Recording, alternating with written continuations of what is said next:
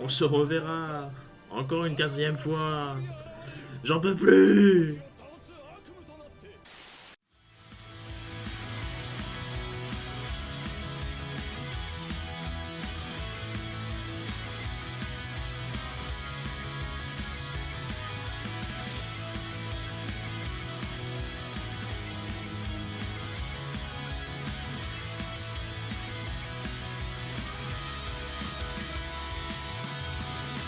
To the brains! Et yo les gens, c'est Jean, on se retrouve pour la review de l'épisode 73 et on va faire le 72 un petit peu aussi de Vrains. Il n'y a pas eu de review la semaine dernière, c'est normal, il n'y en aura pas non plus la semaine prochaine, c'est normal aussi. Je vous expliquerai pourquoi lors de la review du 75 du coup, qui arrivera du coup dans 2 semaines. Et en attendant, voilà, on va se concentrer sur vraiment l'épisode, sur le duel en général entre Bowman et Playmaker du coup, ce qui me permet de, en faisant une seule review, de pouvoir traiter les deux côtés et je pense que c'est mieux pour vous comme pour moi, donc du coup voilà. Alors, qu'est-ce que je peux dire là-dessus? J'ai pas mal de choses à dire, enfin j'ai peu de choses à dire en soi, mais c'est des choses assez conséquentes on va dire, donc je vais essayer de pas trop traîner non plus. Alors déjà, quelque chose que je n'ai pas aimé, c'est incroyable hein, évidemment, c'est du point de vue de Bowman. En fait il y a du bon, il y a du mauvais, en fait tout le duel est assez mitigé pour ma part, il y a de bonnes idées, et à mon sens une exécution plutôt moyenne en fait, voilà. Donc Bowman en fait qui m'a saoulé très rapidement, parce que dans ces deux épisodes il n'arrête pas de répéter que il a évolué etc, que maintenant il est parmi les grands ou des autres conneries comme ça et tout tu vois. Et en fait il répétait tellement tout le temps ça tu vois, enfin moi je trouve qu'il le répétait vraiment trop souvent, que ça m'a vraiment vite gavé au point d'en devenir insupportable en fait. Déjà insupportable, incrédible dans le sens où bah, toute sa crédibilité pour moi est quasiment partie en vrille à cause de ça. Et en plus au final pour finir sur un match nul, enfin ça encore voilà tu vois c'est discutable, on en reparlera après, mais vraiment le fait qu'il ait vraiment trop spammé le fait que maintenant je fais partie des grands etc, je suis quelqu'un de noble, d'évolué, de réfléchi et tout, c'était vraiment chiant sans déconner, dans le sens où tu peux le dire une ou deux fois tu vois pour te présenter, il n'y a pas de souci, mais que toutes tes punchlines se résument à ça, c'est vraiment chiant en fait, et très rapidement, et ça au bout de seulement 2 épisodes, surtout quand tu connais Bowman, donc ce qui fait que c'est dommage parce qu'en fait, ils essayaient trop de le rendre crédible au point où, à mon sens, ça l'a rendu un peu moins crédible, en tout cas dans ses dires, dans ses propos, attention, dans ses actions un peu moins, on en reparlera bien évidemment après, mais vraiment dans ses propos, ça m'a vraiment saoulé. Et du coup bah, ça a fini sur un match nul etc, ce qui n'est pas une si mauvaise idée en soi, attention. Ça évite déjà à Yusaku d'avoir le statut de défaite, voilà, surtout que venant comme ça de Bowman ça sera un petit peu présomptueux si on peut dire, ça sera un petit peu mal choisi, on va pas se mentir. Et de l'autre côté en plus ça permet de mettre assez bien en avant le statut de dueliste assez puissant que Bowman a désormais, même si à mon sens c'est trop forcé. Déjà pour le nombre de duels et également pour la façon dont était le duel, enfin encore une fois je vous le répète, c'était vraiment, la mise en scène était vraiment focus sur Bowman en mode regardez il a évolué etc, maintenant il est plus du tout le même qu'avant et tout, maintenant c'est du sérieux et tout. Pourquoi avoir attendu 3 fois pour faire ça, et l'excuse de on cherche les Ignis et tout, de version évoluée, c'est pas une excuse en fait, c'est pas une excuse pour mettre 3 fois des duels comme ça et pour au final faire ça. Enfin à mon sens c'est pas une excuse valable, encore une fois, même si voilà on comprend l'idée derrière et c'est pas trop mal fait hein, bien évidemment. Et également ça sert aussi à donner, comment dire, à redonner un peu de crédibilité à Bowman, niveau du duel en tout cas hein, évidemment. Parce que bah, pas la peine qu'il gagne dans un sens, il suffit qu'il montre qu'il est fort, et surtout le plus important c'est que lui non plus n'a pas perdu pour ce côté là, vous voyez. Donc là pour le coup c'était pas une mauvaise idée, l'idée du match nul, même si je vous avoue que ça m'a énormément gavé parce que ça veut dire qu'on aura un quatrième et j'en peux vraiment plus, c'est fini, je sature, j'en peux plus de Bowman, j'en peux plus de Playmaker, j'en peux plus de leurs affrontements ni queue ni tête. Bon, on sait que le quatrième sera le dernier, c'est clairement montré, dit, et voilà, ça sera littéralement le dernier, et il est grand temps que ça se termine. Le problème c'est que à tous les coups, on sait très bien qu'on va devoir attendre 10 épisodes pour avoir le dernier versus entre les deux, et en attendant, qu'est-ce qu'on va avoir? Eh bien, on verra cela au cours des prochaines semaines. Mais du coup, voilà, vous avez mon avis là-dessus. Je trouve que c'était, au niveau textuel, si on peut dire, j'ai trouvé que c'était vraiment trop forcé vis-à-vis de Bowman, au point où ça m'a saoulé personnellement. Après, au niveau du duel et de la mise en scène, ça va. C'était pas trop mal fait. C'était même plutôt sympa. Peut-être même est-ce qu'on peut dire intelligent? Je pense qu'on peut se le permettre. Voilà. Pour le coup, c'était pas mauvais, foncièrement en tout cas. Donc voilà. Ça, c'est pour le coup quelque chose à mettre au crédit des auteurs, c'est que voilà, ça a servi un petit peu quand même à Bowman à le build-up en fait. C'est vraiment de la préparation pour le coup pour le dernier comment dire, pour le dernier versus qui va arriver. Et faut pas oublier que l'idée aussi derrière ça, d'un point de vue comment dire, d'un point de vue développement, c'est en fait de montrer que maintenant que Bowman est entre guillemets complet, en tout cas qu'il a atteint sa forme finale comme il dit si bien, il va continuer malgré tout à pouvoir être influencé, et c'est ce qu'on voit justement dans ces épisodes là, c'est que il peut être influencé autant bien par Playmaker que par AI, et c'est assez bien fait pour le coup, même si je vous avoue que ça m'a pas vraiment sauté aux yeux pour le coup là.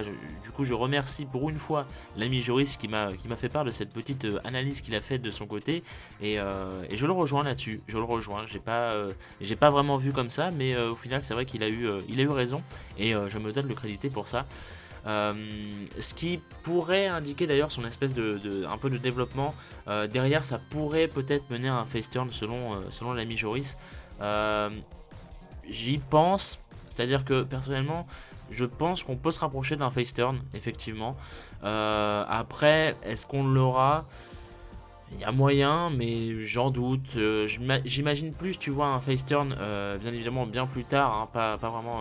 Genre, j'imagine bien en fait Bowman se retourner littéralement contre son alliance, et grâce à Playmaker, et ensuite, bien évidemment, Lightning va devenir face aussi plus tard. Ça m'étonnerait que Lightning meure définitivement et qu'on s'en débarrasse comme ça, tu vois. Ça m'étonnerait beaucoup, mais on verra bien. Écoutez, là n'est pas le sujet de toute façon. Et ça montre également pour Bowman comment dire, une naissance d'une véritable personnalité en fait. Et c'est ça qui est bien, c'est que justement ça va à l'encontre de ce qu'il a dit sur AI plus tôt dans ces deux épisodes, justement, parce que lui commence à développer un instinct et à faire les choses comme il le sent plutôt que comme il faudrait logiquement les faire, parce qu'on rappelle bien évidemment que les deux ce sont des programmes, des IA, attention, donc ils sont censés avoir une logique derrière, tu vois, et pas avoir après ils ont un libre arbitre, tu vois, donc c'est ça qui est un peu différent. Ils ont un libre arbitre, donc ils peuvent, voilà, développer, alors au point de développer un instinct, peut-être pas, tu vois, mais en tout cas, voilà, ils ont un libre arbitre, et mais c'est vrai que de base c'est quand même des programmes, donc ils sont programmés pour faire des choses de façon logique, en tout cas, thématiquement parlant, on peut dire. Et du coup, ce qui se passe, c'est que c'est bien avec Bowman, c'est qu'on te montre que justement lui aussi, tu vois, c'est un Ignis, forme évoluée, tout ça et tout, mais voilà, il commence à lui aussi développer son véritable instinct. On voit qu'il commence limite à... Enfin, Bowman est très curieux en fait envers Playmaker et surtout envers AI aussi. Il essaie de chercher des trucs, tu vois, là où basiquement il en aurait rien à foutre. Et notamment la carte qui provoque un match nul, on voit clairement la mise en scène est faite pour te dire que Bowman de base n'était pas censé faire ça, mais il l'a fait parce que c'est la chose qui lui semblait la plus, pas la plus logique justement, mais c'est la chose qu'il, comment dire,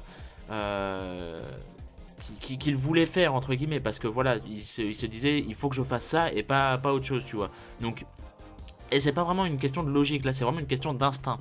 Vous voyez la nuance?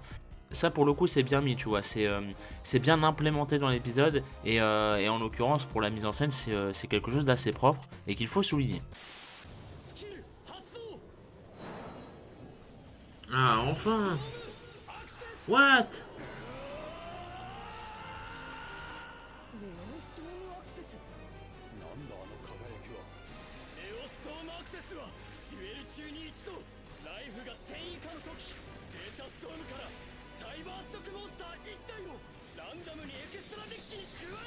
C'est même qu'avant, sauf que c'est un cyber, c'est tout.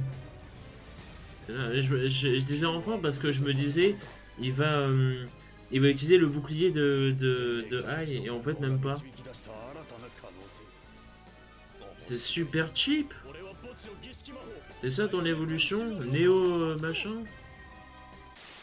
Après, il y a un autre point que j'ai trouvé un peu, je sais pas si on peut dire vraiment négatif, tu vois, mais qui m'a un peu gêné. Un petit point qui m'a un peu gêné, c'est la Neo Storm Access de Yusaku. Je comprends pas en fait pourquoi avoir eu besoin de recourir à ça. Je ne comprends pas l'intérêt de ce truc en fait. Dans le sens où, donc la Neo Storm Access c'est pour que Yusaku obtienne sa synchro, etc. Le truc c'est que en fait ça fait une double power-up, tu vois. Parce que ça fait un power-up du skill et un power-up du deck. Enfin, en l'occurrence de l'extra deck, mais vous m'avez compris. Et le truc étant que, c'est un truc tout con que je vais vous dire en termes de comparatif. Revolver, il a pas eu besoin de Neo Storm Access pour sortir son barrel load synchro là. Il a pas eu besoin de ça, tu vois. Pourquoi est-ce que Yusaku en aurait besoin, tu vois? Dans le sens où, surtout la Storm Access, quoi. La Storm Access, pardon, de Yusaku, c'est quand même quelque chose d'important. Tu vois, dans le plot, c'est quelque chose d'important. Et c'est pas quelque chose qui mérite d'avoir un power-up comme ça juste pour une synchro, tu vois. Parce que pour les rituels, il a pas eu une Storm Access, il a pas eu un power-up du Storm Access, tu vois. Parce que dans ce cas-là, en fait, ce que je comprends pas, c'est pourquoi l'avoir utilisé maintenant, tu vois. Ce que je n'aime pas, c'est pas l'idée d'avoir utilisé une Neo Storm Access, tu vois. Ce que je n'aime pas, c'est l'idée de l'avoir utilisé maintenant. Je trouve que ça n'a pas sa place ici, en fait. Le timing est très mal choisi, dans le sens où, pour la fusion, il n'en a pas eu besoin. Pour la rituel, il n'en a pas eu besoin. Pourquoi il en aura besoin pour la synchro? Et ça veut dire que si on a besoin pour la synchro, il va en avoir besoin également. Ça veut dire théoriquement, hein, on part du même principe que dans cet épisode du coup. Ça veut dire que pour la Xyz, il devrait avoir un nouveau power-up pour la Storm Access. Et pour si jamais il a une pendulum, il faudrait la même chose. Vous vous rendez compte de ça? Parce que là, en fait, ils viennent littéralement de se mettre des barrières. Et c'est ça qui est compliqué, en fait, avec Vrains. Enfin, en tout cas, avec cet épisode-là, en l'occurrence. C'est que le Neo Storm Access est un cas très mal choisi. Parce qu'en fait, tu vois, quand ils ont commencé à faire l'espèce de scène où il y a Neo Storm Access, tout ça et tout, je me suis dit, putain, c'est super cool. Ils vont réutiliser enfin le principe que Ai puisse aider. Parce qu'en fait, c'était une grosse Storm Access et tout. Donc c'est dangereux, tout ça, on connaît les bails. Alors qu'au final ça te fait rien du tout, hein, bien évidemment, merci Vrain saison 1. Mais tu vois, Ai qui pourrait te protéger dans le bouclier, etc. Tandis que Yusaku fait sa Storm Access classique, tu vois. Moi je pensais qu'ils allaient repartir pour ça comme il y avait eu dans la saison 1. Et je me disais c'est super cool s'ils refont ça, c'est très très bien de le ressortir. Ça a mis du temps mais au moins ils le font, tu vois. Et en fait non, c'est juste un power-up d'un skill. Et t'es là en mode mais pourquoi? Et en plus pourquoi pour la synchro? Tu vois, tu m'aurais sorti autre chose. D'accord, mais là pour la synchro, pour moi ça foire un petit peu comment dire, pas l'arbre mais la suite logique si tu veux, dans le sens où comme je vous l'ai dit, pour la fusion, pour la rituel, il n'y en a pas eu besoin. Pour la Xyz et pour la potentielle pendulum, il en aura peut-être pas besoin. Alors pourquoi pour la synchro? Alors il y en a qui vont me dire oui mais tu t'attardes sur un détail et tout. Non, pour le coup c'est une mise en scène et c'est, à mon sens, c'est pas grave, tu vois, mais c'est mal choisi, vraiment. C'est mal choisi le Neo Storm Access maintenant parce que ça veut dire que là il a eu besoin d'un skill power up, tu vois. Donc ça veut dire que pour les Xyz, etc., ils doivent faire pareil. Et là on va me dire que non, parce que c'était la Storm Access qui était plus grosse, donc là il en a eu besoin pour le comment dire, c'est exceptionnel et tout. Mais c'est pas normal en fait.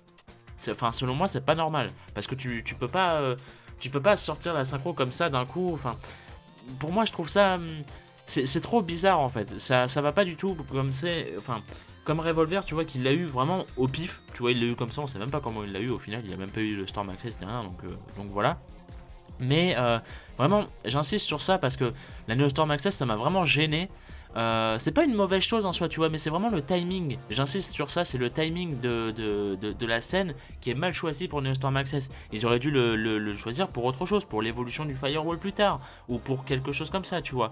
Vraiment un truc avec du symbole derrière, parce que là tu peux pas faire juste tiens j'ai un rituel, tiens j'ai une fusion au pif, et pour la synchro on va quand même faire une mise en scène avec un power up de skill et tout, et en plus après pour les Xyz et la pendulum, oh bah non, classique Storm Access, tu vois.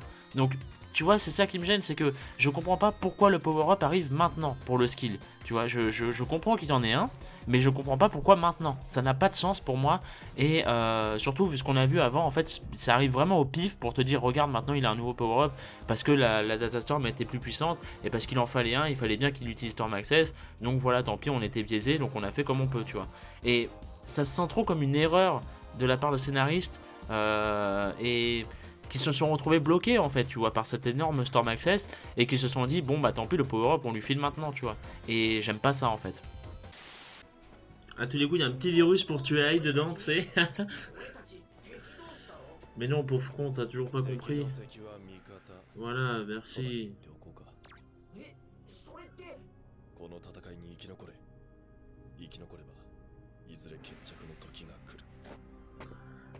Il redevient le meilleur perso. Merci à toi, Ryoken.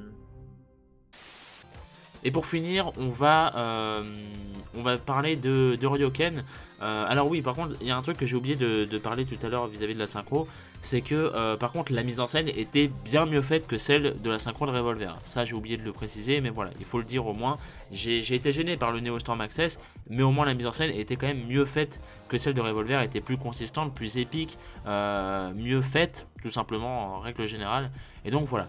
Mais en parlant de Ryoken justement, ce dernier ne perd pas son temps parce qu'à la fin de l'épisode il va directement aller créer l'alliance avec les héros, et ça c'est une très bonne chose parce qu'on voit vraiment que là pour le coup ça s'accélère et c'est encore Ryoken qui prend les devants pour accélérer les choses, et ça c'est très bien parce que c'est pas Yusaku qui va le faire. Bon, en même temps ça sera un peu compliqué de son cas parce qu'il sait pas trop où peut potentiellement se cacher Ryoken, etc. Donc voilà, mais pour le coup que Ryoken fasse vraiment le premier pas et d'une façon assez rapide et tout pour te dire voilà, vraiment on met les gaz et puis on y va quoi, maintenant il n'y a plus de temps à perdre, ça c'est une bonne chose. Et ça fait plaisir en plus de voir Ryoken comme ça parce que tu te dis bon, Ryoken c'est vrai que les derniers épisodes là qu'on a eu, c'était un petit peu bizarre dans le sens où ce qu'il faisait avec lui c'était un petit peu confus, il y avait des petites incohérences, tout ça etc.